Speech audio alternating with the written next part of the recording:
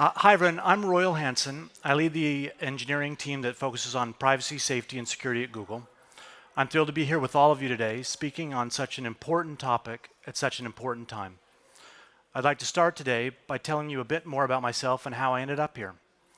Then I'd like to tell you what Google is doing to support efforts in Ukraine, and finally, I'll share some thoughts about how Google approaches cybersecurity overall and some lessons we've learned over the years. I started my career in financial services, and that's where I learned a lot about risk management and how to think about it in the context of security. Initially protecting digital money, and as the world digitized, broadening to protecting information. I joined Google to do this work at scale and make a difference across many different industries and communities to help Google help people around the world. I believe cybersecurity is one of the top issues facing the world today, and I'd like to share a bit about why it's so important for companies, countries, and communities of all sizes to work together. This is particularly true right here in Central and Eastern Europe, where the Russian invasion of Ukraine has brought these issues into sharp focus. I'm truly honored to be here today and to get to meet with so many of you who are working on this day in and day out.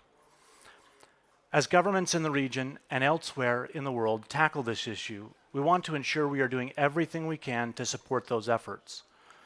Google's mission has always been about organizing the world's information and making it universally accessible and useful. The work we're doing to ensure people can get access to quality information and to do so safely has never been more important than it is today.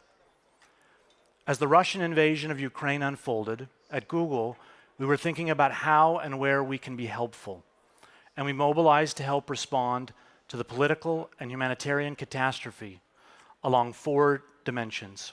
First, combating disinformation and elevating authoritative sources of information. Then, providing humanitarian relief, including over $45 million in support to relief organizations, including right here in Poland. Third, providing help through our products, like air raid warnings for Android users to help them move out of harm's way. And finally, protecting the security of our users and services, which is an area where we are uniquely positioned to help in this conflict. It's important to realize that just as the world tunes in to understand what is happening in a conflict like the Russian invasion of Ukraine, so too do the world's intelligence services. At Google, we have our own specialized teams dedicated to identifying, tracking, and countering threats from government-backed threat actors. Russian threat actors and influence operations are not new to us. We've been taking action against them for years. To put this into perspective, we've seen and worked to disrupt Russian threat actor operations targeting the US elections in 2016 and 2017, and campaigns targeting the 2018 Olympic Games. In October, we blocked a Russian-backed campaign targeting 14,000 Google users. And we've seen firsthand the targeting of Ukraine by Russia. It has been ongoing for years with both espionage and occasional cyber attacks tracked by our teams. As the war intensified, we also saw Russian threat actors shift focus to targets elsewhere in Eastern Europe. Our threat analysis group, TAG for short, regularly publishes details on campaigns it detects and disrupts. These efforts to help governments and private sector companies better defend their systems. We've seen threat actors beyond Russia shift their focus and target, including a growing number of threat actors using the war as a lure in phishing and malware campaigns. This includes government-backed actors from China, Iran, North Korea, and others. And financially motivated criminal actors using current events as a means for targeting users.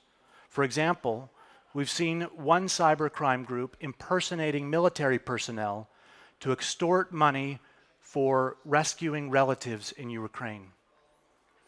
Beyond tracking these threats and intelligence sharing, we also took action to be more helpful and protect users in Ukraine and across Eastern Europe. As the conflict began, we quickly turned on enhanced protections for users in the region. This is a program that was initially designed to protect elections.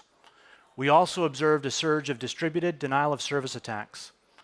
These DDoS attacks were targeted against websites providing critical information like news and evacuation resources. We expanded our free DDoS defense program called Project Shield, where we provide a reverse proxy so that we use our infrastructure to absorb the bad traffic, like a shield defending more than 200 Ukrainian websites, including those that belong to the Ukrainian government, news, and human rights groups. This shield allowed them to continue operating and defend against the attack. We are also continuing to reach out to high-risk users like journalists, activists, and politicians to enroll them in our Advanced Protection Program, our highest form of protection. The Advanced Protection Program is currently protecting hundreds of the most high-risk users on the ground in Ukraine. But we're also investing in the broader region. In fact, this week, a delegation of our top security engineers and leaders are on the ground across Europe to provide hands-on training to high-risk groups, deliver security keys, and support local businesses as they look to improve their security posture. Just yesterday, I was in London meeting with business leaders from across EMEA about sharing our concerns and approach on cybersecurity. We also recently announced the acquisition of the Warsaw Hub here in Poland. This investment is nearly $700 million and will have an economic impact by increasing our capacity for 2,500 employees in Warsaw, including cybersecurity professionals. We're looking at ways to help build cybersecurity capacity in the region as a whole. To share what we know about threats, we are engaging in technical exchanges with governments in the region. We're providing both free tools and expertise to democratic institutions and civil society, such as Protect Your Democracy Toolkit, which we launched today in partnership with our Jigsaw team, which you'll hear more about from my colleague Scott Carpenter, who is speaking next. We're being helpful by investing in shaping the next generation of cybersecurity professionals. One way Google is doing this is by committing to 150,000 scholarships in Europe, the Middle East, and Africa to the new Google Career Certificates, including in areas such as IT support and data analysis. Last but not least, we're helping governments and businesses stay ahead of the threat. And this brings me to an issue that I think about every day, IT modernization. You can trace the success of malicious actors and cyber criminals to the continued use of legacy technology, business practices, and vulnerable products. Government agencies, companies, and utilities who rely on outdated hardware and software may be reluctant to replace old systems with better foundations for many different reasons. But it's a key decision that I want to see made more often. Google is here to help build up businesses and governments' confidence to embrace digital transformation securely. You know, Google got an early lesson in rebuilding our own infrastructure in 2009 when we uncovered Operation Aurora, a cyber attack originating in China against Google and many other companies. After Aurora, what did we change?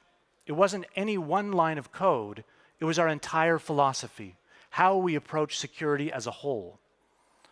Our older model of security looked a lot like a medieval castle. We built high walls, like you see at Wawel Castle, just over in central Krakow. We built high walls to prevent outsiders from invading our systems, but once they were inside, they had wide access. That security model is not good enough for today's threat landscape, and it ignores one of the most persistent lessons of security. Organizations are most vulnerable to insider risks. Someone leaving a castle door open by accident or on purpose. This led us to completely re-architect our network, pioneering an approach now known as zero trust, where no individual user or resource is implicitly trusted to access services. And today we continue to operate with the same philosophy, one where strong security doesn't come via a box or some magic product. Instead, strong security is the result of a zero trust culture and software architecture built to protect the castle from inside as well as the outside. Another key element in security is making it foundational and fundamental. It can be easy to get distracted by shiny threat intelligence products or point solutions to steer us to safety. But at Google, we focus on the basics. We bake in security from the beginning instead of bolting it on as an afterthought. We want our products to be safer by design, so we design helpful products that are secure by default for our users. In fact, we are the first consumer tech company to automatically turn on two-step verification, our version of multi-factor authentication, or MFA, for our users. We recommend businesses and governments focus on the fundamentals as well. We also know that in today's interconnected environment, our collective security is only as strong as the weakest link. So at Google, we take an open and interoperable approach to security, and we invest to ensure the model of the internet as a whole is protected. We do this because we are an internet company, and our fate is tied to the fate of the internet. Our business cannot thrive if people don't feel safe online. We don't just design solutions to protect our users, we eliminate entire classes of threats from being effective on our platforms and across the internet as a whole. Finally, and perhaps most importantly, we are looking at the future of cybersecurity and investing in advanced state-of-the-art capabilities. We know that the cyber threats evolve quickly. As soon as a new technology is introduced or adopted, there are threat actors and cyber criminals looking for ways to exploit it. That's why it's not enough just to stay a few steps ahead of the threat. We need to invest in the future of technology, from cutting-edge artificial intelligence capabilities to advanced cryptography to quantum computing. Our teams are already working on the future of cybersecurity. And we see it as part of our mission to ensure that we open source and share these findings so that organizations and governments can stay ahead of the latest cyber threats. Our approach enables us to weather online security threats, but advanced capabilities are not enough if government politics inadvertently undermine our ability to protect users. I support smart tech regulation, which can fuel the vitality of the internet and ensure technology is meeting society's needs. Unfortunately, some technology regulation is not adequately considering the impact to safety and security efforts online. For example, some policies seek to limit sharing of data between different services on platforms, like ours. But overly broad bans on cross-platform data sharing also have significant implications for the threat intelligence work I mentioned earlier. The ability to share intelligence on threat actors and their technical signatures helps identify and stop the work of threat actors and cyber criminals. It protects not just one company or two companies, but the internet as a whole. To realize the full benefits of technology to society, we must be able to trust that the technology they are using is safe and secure. By ensuring cybersecurity experts have a seat at the table in these policy discussions, we can strike the balance and unlock technology's full potential. Today's challenges point to a need for better cooperation and giving technical experts a seat at the table in these policy discussions. There is cause for hope. We applaud the Declaration for the Future of the Internet, which calls on governments and industry to protect a future for the internet that is open, free, global, interoperable, reliable, and secure. At our core, Google is an internet company, and our fate is tied to the internet remaining true to these principles. The internet itself is a multi-stakeholder system, and protecting users and citizens online requires cooperation among us, governments and businesses. What I said earlier, communities, countries, and companies. It's never been more urgent and more important, and our ability to make a difference is greater than anyone anticipated. Thank you.